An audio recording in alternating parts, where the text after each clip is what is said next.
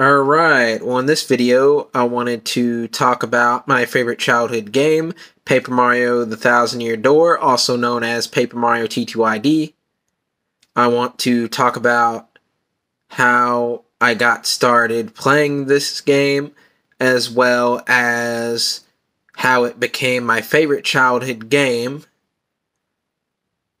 And I also want to talk about a little bit of history about the Paper Mario series and how it came to be and what I like about the series.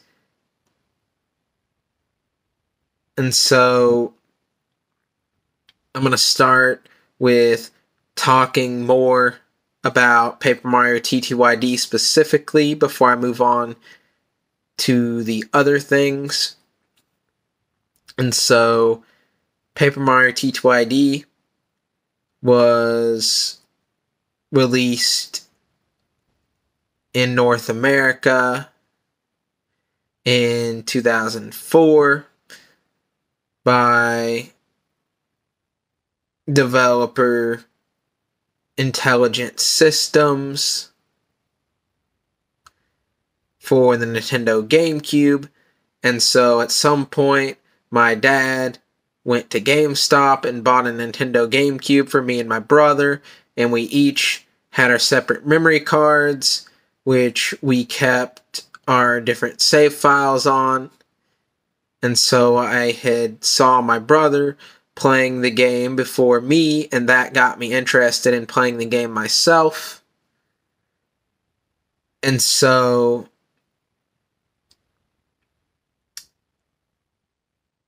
at the time, I was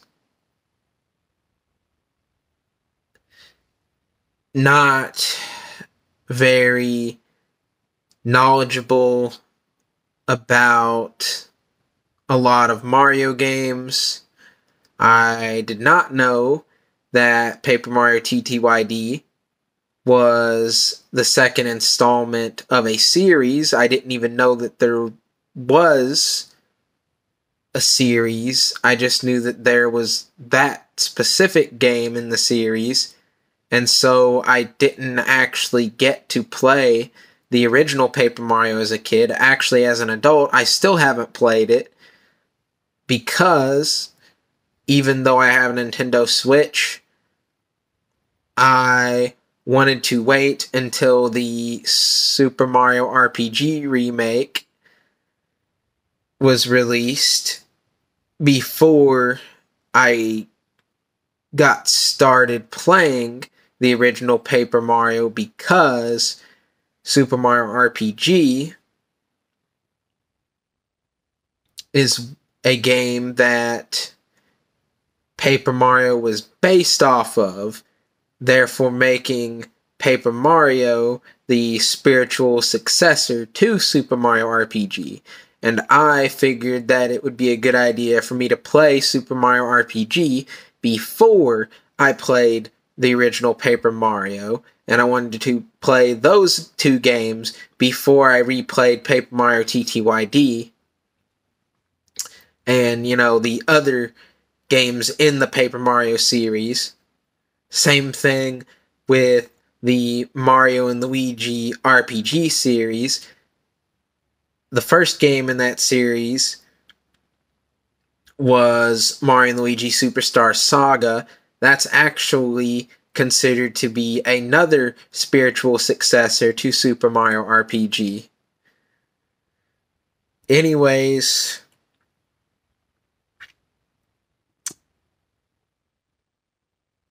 Super Mario RPG Legend of the Seven Stars,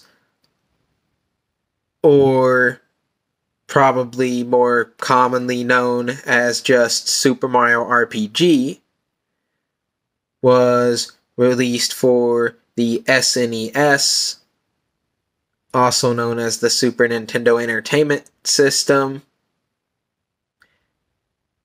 in 1996. It was the first Super Mario role-play game with Action Command battle system. And action command battle system means that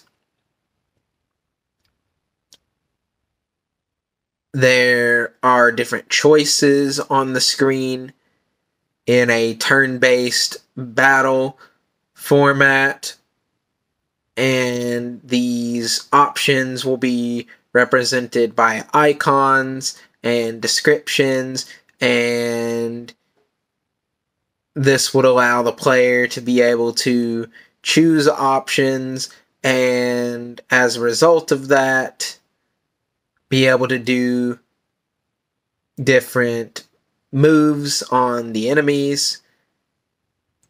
And action commands are things that allow the player to press either a single button or multiple buttons in a sequence with the right timing to result in a move or attack to be done on the enemy. And from my experience, the timing depends, or I should say, determines how well you do in the battle as far as how much damage your move does. Of course, there are other things that can contribute to how well you do in a battle. However, how well you time your moves with those action commands typically determines how much damage the move does, and if your timing is done poorly, then typically that will result in your move doing less damage and therefore being less effective in battle. But the action command battle system is what got me into those turn-based RPG games. It was something that was easy for me to understand. It was something that allowed there to be a lot of factors that I could remember and use to complete battles, almost as if I was working them out like a puzzle in my mind. And this allowed for me to come up with strategies and to take satisfaction in knowing a lot of little details about the games. And so I was able to easily be hooked by those games, and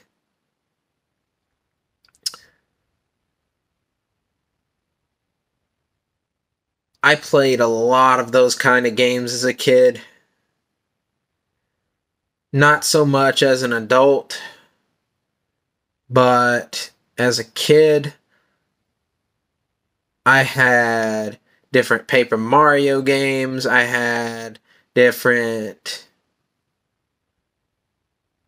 Well, not exactly.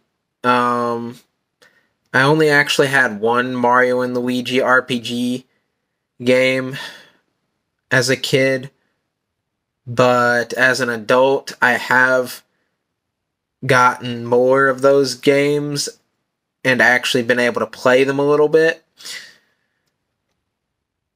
But anyways,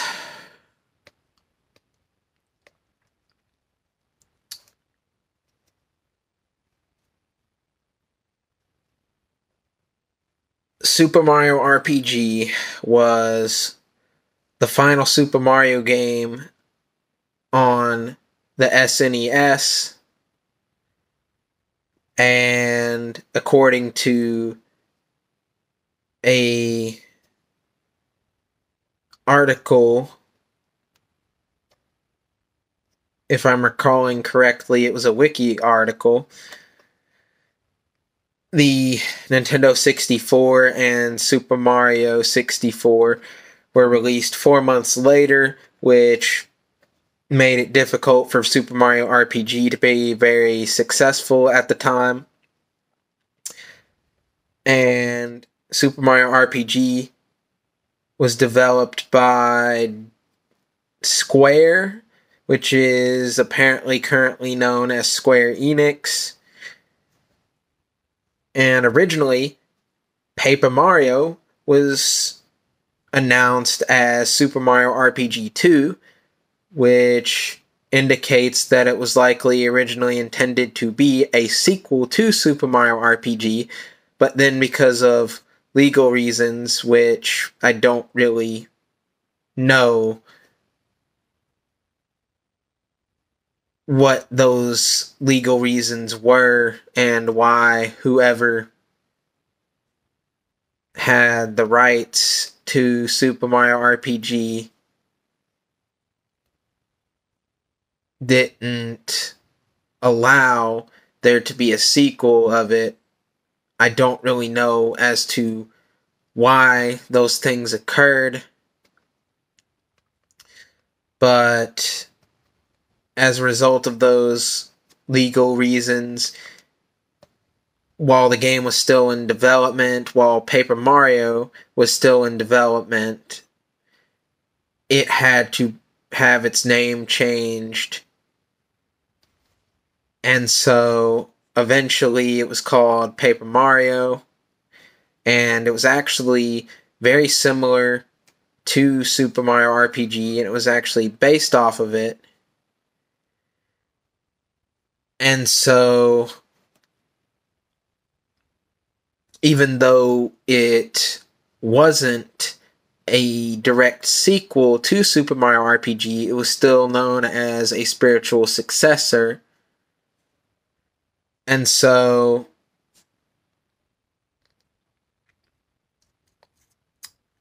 Super Mario RPG's co-directors and composer actually worked on Mario and Luigi Superstar Saga. And so there were actually similarities between Superstar Saga and Super Mario RPG. And so that is why Superstar Saga was actually considered to be another spiritual successor to Super Mario RPG. And I like both the Paper Mario series and the Mario and Luigi RPG series. So this information, I didn't actually know all of it before doing research in order to make this video, but it doesn't actually surprise me that these different games are related to each other, since I was able to, with whatever knowledge I had known about these different games previously, I was able to be interested in all of them and get enjoyment out of them. So it doesn't surprise me that they're actually closely related to each other. And so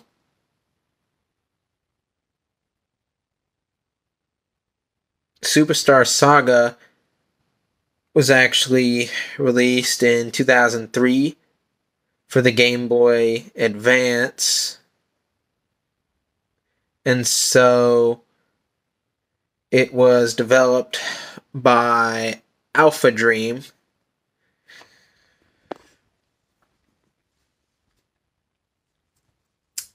And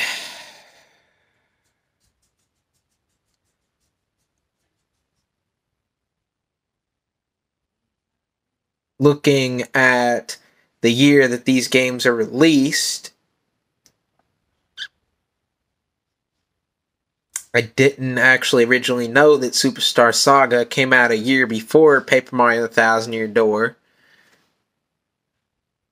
But interesting thing, similar to with the Paper Mario series, the first installment of the Mario and Luigi RPG series was also not the game in the series that I started out with. For the Mario and Luigi RPG series, Bowser's Inside Story was actually the game that I started off with. And so, if I'm remembering correctly, I think that game might have actually been the third one in the series. Whereas with Paper Mario TTYD, as far as the Paper Mario series is concerned, it is the second game in that series. And if you count Super Mario RPG, even though it's not really a part of the series, you could say Paper Mario TTYD is in a way like the third. But then again, with Superstar Saga being considered a spiritual successor as well, you could then say that if Bowser's Inside Story was the third installment of the Mario and Luigi RPG series, that in a way it would be kind of like the fourth, except for if you include both Paper Mario and the Mario and Luigi RPG series, then that complicates things, and it's just there's just so many. That is a lot of games that I'm behind on, a lot of games that I plan on playing. That is pretty much a treasure trove of turn-based RPGs for me to play, and even one that isn't a turn-based RPG for the most part, which would be Super Paper Mario. And so, yeah, I find it interesting that, for the most part, the Mario and Luigi series wasn't spread out as much across different devices. However, the Paper Mario series was actually spread out more across different consoles over the years, and that also made those different games difficult for people to obtain. It even made it difficult for me to obtain. I actually had to buy a lot of those older games on eBay and even the systems. And so, anyways, it took me a while to build up that collection of games and systems to be able to play the games on, but eventually I was able to do that. And so,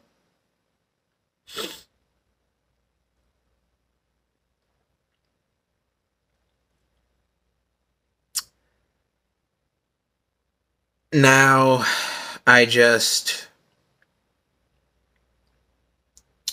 I'm waiting patiently for the remake of Paper Mario TTYD to be released on the Switch. I'm really looking forward to it. It's something that I've dreamed about since I first heard about the Nintendo Switch being a thing, and I've just been thinking about it over the years and really hoping that there would be a remake for the Switch, and it's finally gonna happen. It's my dream come true. It's finally real, and that makes me really excited. And so I get to revisit my childhood, not just with the GameCube version of the game, but also a remake on the Nintendo Switch. That is awesome. Unfortunately, I have to wait a while for it, but I believe it will be well worth the wait when it does arrive.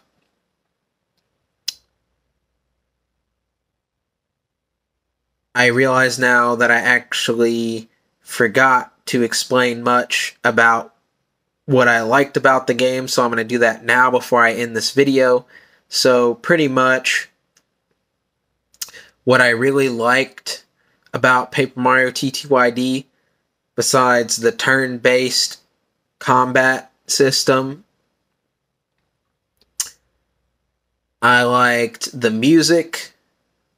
As to why I liked the music, I don't know. I don't know how to explain that. I don't know how to describe that. I just know that the music was pleasant to my ears. It provided sufficient stimulation. I even have a lot of the soundtrack from that game in a playlist on my phone for me to be able to listen to, although I don't listen to it that often because it tends to distract me and make it difficult for me to focus while playing games. But anyways, I liked the music so much I had to add it to a playlist. And so there's that. There's how the game looked. I really liked the art style. I really liked how a lot of the different enemies and characters and environments looked in the game, and I liked how a lot of times the music and how things look seemed to fit together so well. I liked the story. I liked how it was very interactive. There were so many quests you could go on. There were actually choices you could make, which would result in different voice lines. There were interesting things you could see on the screen as far as the text in the dialogue boxes from the character lines. The text in those dialogue bubbles would at times have different visual effects to indicate certain things, and I really liked that. I found that to be very clever and very interesting, and also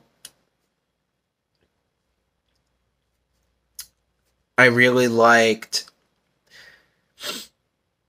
the ability to not just use items, but also have both defensive and offensive moves, as well as partners that could assist Mario throughout his journey, not only in battle, but also outside of battle as well. There were special moves, special powers. There were even these things called badges, which you could do all sorts of things with. There were all sorts of collectibles. There were all sorts of challenges. There was a lot of things to do, and I actually grinded that game to 100% when I was a kid. That was the first game that I had ever grinded to 100%, if I'm remembering correctly. And I can say it was worth it. I really enjoyed it. I had a lot of fun with it. It is one of those games where I played through the story over and over so many times, and I could just never seem to get enough of that game. And so I'm really excited to eventually be able to replay that as an adult, because I imagine there were a lot of things as far as what the characters' lines were that I did not understand as a kid, and with the knowledge I have, about the meaning of different words and whatnot as an adult.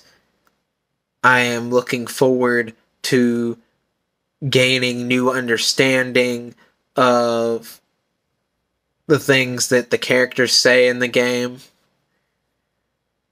And I'm just really looking forward to getting to have that nostalgic feeling, as well as getting to try a lot of new things that I wasn't able to think up of as a kid. And looking up a lot of videos about the game helped me with that. But yeah, so that's it for this video. Peace.